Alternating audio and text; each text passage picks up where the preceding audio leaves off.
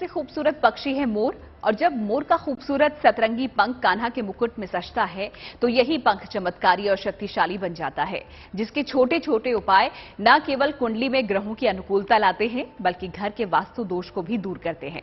नमस्कार, आपके साथ मैं हूं रेखा कड़ाकोटी और आप देख रहे हैं प्रार्थना हो स्वीकार। अगले आधे घंटे हम आपको बताने वाले हैं कि सृष्टि में एक असुर के संहार के लिए कैसे मोर की उत्पत्ति हुई, भगवान कृष्ण के मुकुट में हमेशा मोर का पंख क्यों दिखता है, भगवान कार्तिकेय ने मोर को ही अपना वाहन क्यों चुना, और कैसे मोरपंख आपको दिलाते हैं बड़ा बड़ा फायदा।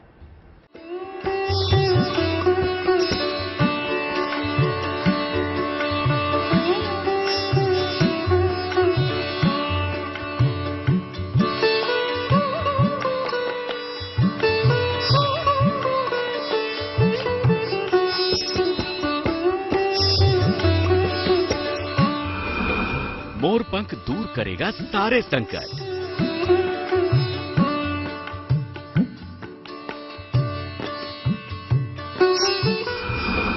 मोर पंख से मिट जाएगा वास्तु दोष।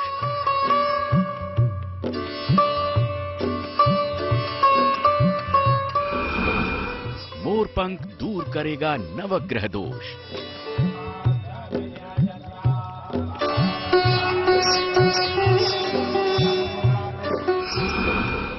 मोर पंख दिलाएगा परम कृपा।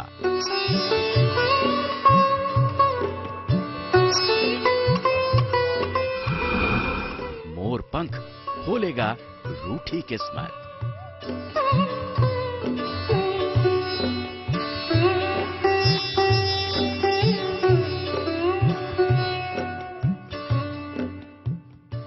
धर्मशास्त्रों में मोर पंख को शिवपुत्र भगवान कार्तिकेय, भगवान गणेश, माता सरस्वती, माता लक्ष्मी और भगवान कृष्ण से जोड़ा जाता है।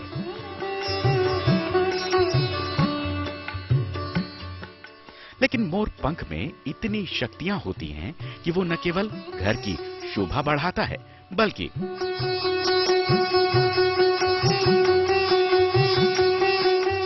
आपके घर से नकारात्मक शक्तियों को दूर करता है, आपके घर की सकारात्मकता को बढ़ाता है, आपकी कुंडली में नवग्रह के दोषों को दूर करता है, आपका दांपत्य जीवन मंगल बनाता है, घर के कलेश को खत्म कर सकता है।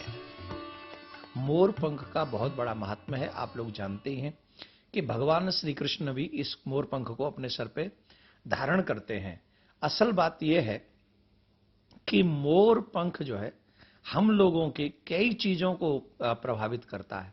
मैं ये कह सकता हूं आप सभी को कि आप अगर मोर पंख को अपने साथ में रखेंगे तो निश्चित तौर पर एक बात तो कंफर्म है कि अगर आपको इसका लाभ बहुत ज्यादा नहीं हुआ, नुकसान तो बिल्कुल नहीं होने वाला, बल्कि जहां नुकसान होने वाला होगा उससे भी आपको बचा लेगा अगर मोर पंख आप हमेशा अपने साथ में रखते हैं तो।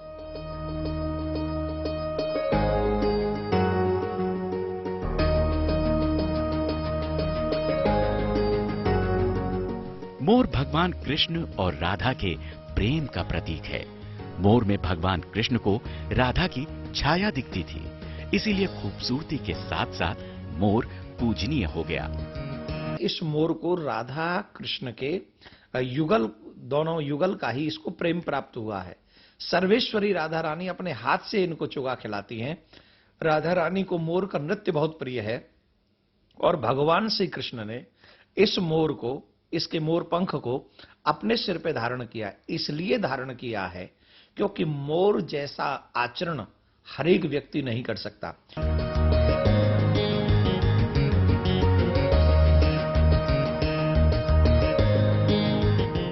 पौराणिक मान्यता है कि भगवान शिव ने मां पार्वती को पक्षी शास्त्र में वर्णित मोर के महत्व के बारे में बताया था, जबकि मोर का जन्म भगवान विष्णु के वाहन गरुड़ के पंख से माना गया है और मोर को सतरंगी खूबसूरत पंख भगवान इंद्र के वरदान की वजह से मिला।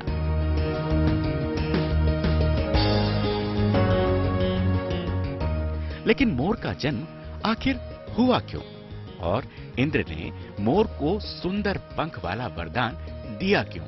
इसकी आध्यात्मिक और पौराणिक कथा काफी रोचक है।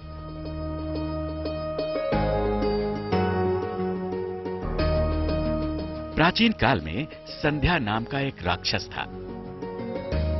संध्या असुर ने कठोर तप करके शिवजी और ब्रह्मा जी को प्रसन्न कर लिया था। आसुरी शक्तियों की वजह से संध्या बहुत शक्तिशाली हो गया। शक्तिशाली संध्या भगवान विष्णु के भक्तों को परेशान करने लगा। संध्या ने स्वर्ग पर कब्जा कर देवताओं को बंदी बना लिया।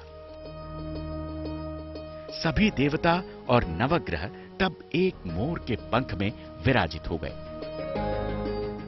मोर के फैले पंख संध्या के वार से देवताओं की रक्षा करते और मोर के पंख के पीछे से देवता संध्या पर प्रहार करते, जिससे संध्या का संहार हुआ।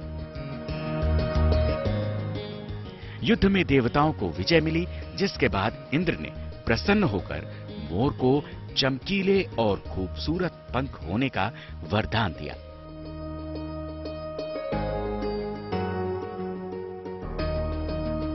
तभी से मोर को पूजनीय और पवित्र मानते हैं। मोर का पंख जीवन में होने वाले संकटों से मुक्ति दिलवाता है। साथ ही अगर विधि पूर्वक मोर के पंख को स्थापित किया जाए तो घर के वास्तु दोष से भी मुक्ति मिलती है।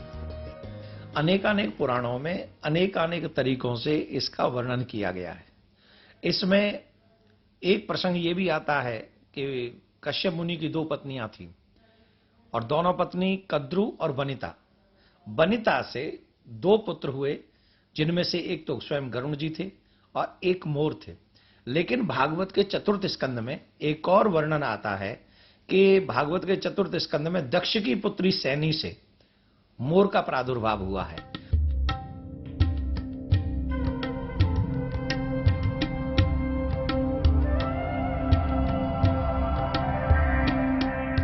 कृष्ण भक्त मानते हैं कि कान्हा के मुकुट को मोर के पंख से सजाने से जीवन से दुखों का अंत होता है।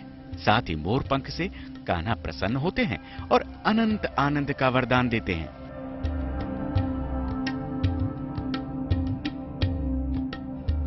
कान्हा के मुकुट में मोर पंख के लगे होने के पीछे भी एक मान्यता है। कहते हैं कि भगवान कृष्ण की कुंडली में काल सर्प दोष था। इससे मुक्ति पाने के लिए कान्हा अपने मुकुट में हमेशा मोर पंख लगाते थे।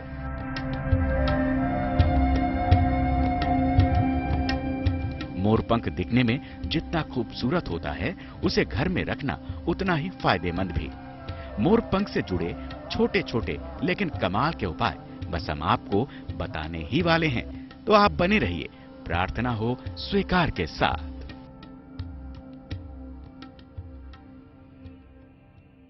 मोर इस दुनिया में कैसे आया और कैसे ये पूजनीय बन गया, इसकी कथा तो आपने जान ली, लेकिन मोर के पंख से कैसे होती है नवग्रह की शांति?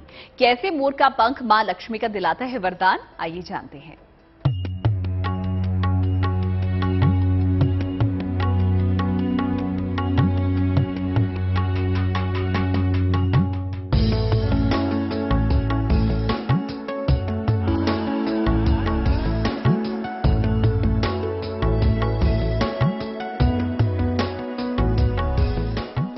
मोर जब पंख फैलाकर नाचता है तो उसे देखकर हमारा मन भी आनंद और प्रेम से नाच उठता है।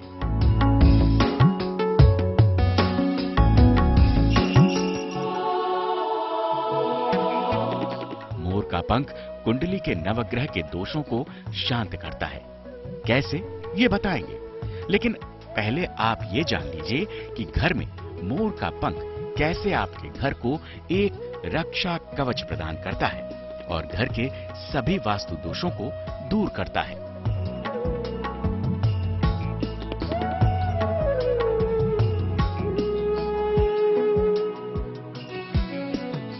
मोर पंख को ऑफिस या तिजोरी में साउथ ईस्ट दिशा में रखना चाहिए। इस उपाय से रुका हुआ धन वापस आता है और धन की कमी कभी नहीं रहती। बेडरूम में पूर्व दिशा में मोर पंख लगाने से जीवन के सारे रुके काम पूरे होते हैं। बच्चों के कमरे में मोर पंख लगाने से पढ़ाई में बच्चों की एकाग्रता बढ़ती है। मेन डोर पर गणेश प्रतिमा के साथ मोर पंख लगाने से वास्तु दोष खत्म होता है। इससे घर में किसी भी प्रकार की नेगेटिव एनर्जी प्रवेश नहीं करती। मोर पंख आपके घर के सौभाग्य के साथ सकारात्मकता को भी बढ़ाता है। बिजनेस में नुकसान से बचने के लिए दुकान के पूर्व में मोर पंख रखना चाहिए। किसी भी स्थिति में हमको ये नहीं भूलना चाहिए, चाहे समय अच्छा हो, चाहे समय बुरा हो, चाहे जैसा भी हो, जैसे मोर सभी कलरों को एक्सेप्ट करता है, वैसे ही परमात्मा की इस जीवन में भगवान ने इसीलिए धारण किया है। भगवान ये कहते हैं कि जैसे मोर सभी कलरों को स्वीकार कर रहा है, वैसे मेरी बनाई हुई सृष्टि के समस्त सुख दुख के कलर्स जो हैं उनको आपको सहज स्वीकार करना चाहिए मोर की तरह, और नृत्य करते रहना चाहिए।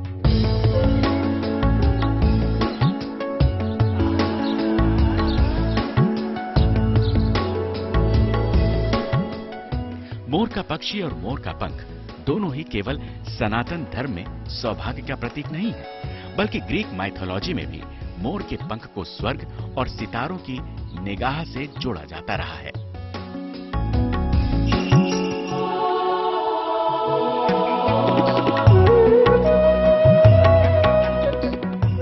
ग्रीक लोग मानते हैं कि 100 आंखों वाले ऑर्गस ने होरा के जरिए मोर की रचना की थी।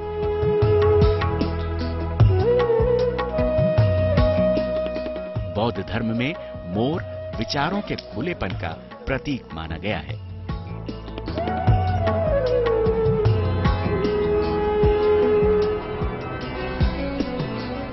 ईसाई धर्म में मोर को अमरता, पुनर्जीवन और आध्यात्मिक शिक्षा के प्रतीक के रूप में रूपित किया गया है।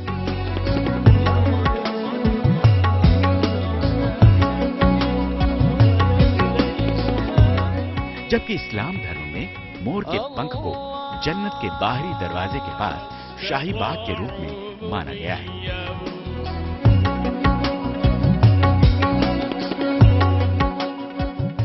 यानी मोर है तो एक, लेकिन इससे जुड़ी मान्यताएं हर धर्म में मिलती हैं।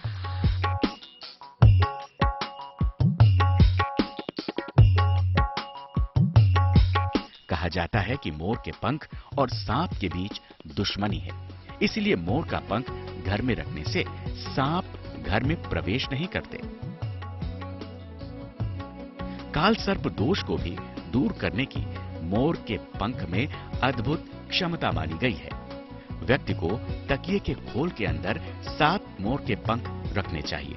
जातक को उसी तकिए पर सोना चाहिए। ये उपाय सोमवार की रात को करना चाहिए। तो अगर आपके घर या फिर पूजा घर में मोर का पंख स्थापित नहीं है, तो आप भी लाइए मोर का पंख और बना लीजिए अपने घर को Vrindavan. Bureau report, good news today. मोर के पंख के प्रयोग से अमंगल टल जाता है। नेपाल में मोर को भगवान ब्रह्मा की सवारी माना गया है। जापान, इंडोचीन, थाईलैंड में भी मोर पूजनीय है। लेकिन भगवान गणेश और भगवान कार्तिकेय के इस आभूषण में कुंडली में नवग्रहों को शांत कराने की शक्तियां भी हैं। देखिए,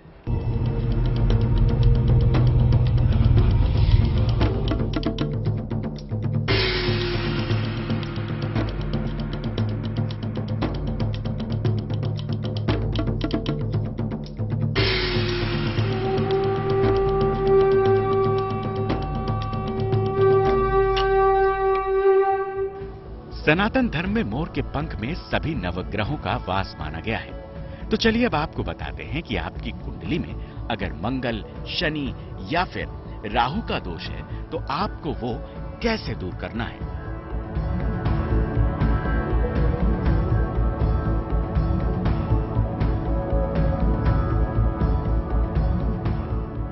सूर्य को मजबूत करने के लिए रविवार को उपाय करें। 9 मोर पंखों को मैरून रंग के धागे से बांध लें। थाली में सभी मोर पंख रखें और साथ में 9 सुपारी रखें। गंगा जल छिड़कते हुए 108 बार सूर्य मंत्र का जप करें। इसके बाद 2 नारियल भगवान सूर्य को अर्पित करें। सारे ग्रहों का अलग अलग कलर माना गया है। भाई, शनि का ये कलर है, मंगल का ये कलर है, सूर्य का ये कलर, सभी कलर। और आप देखेंगे अधिकांश कलर मोर पंख में विराजमान है। मोर का जो पंख है, पहले तो मोर वासना रहित है। वासना रहित मनुष्य परमात्मा को प्रिय है, और परमात्मा को जो प्रिय है तो भगवान वासना रहित मनुष्य को या व्यक्तित्व को या आत्मा को अपने सिर पर धारण करते हैं। तो मोर से हमको यही सीखना होगा कि हम वासनाओं का त्याग करें।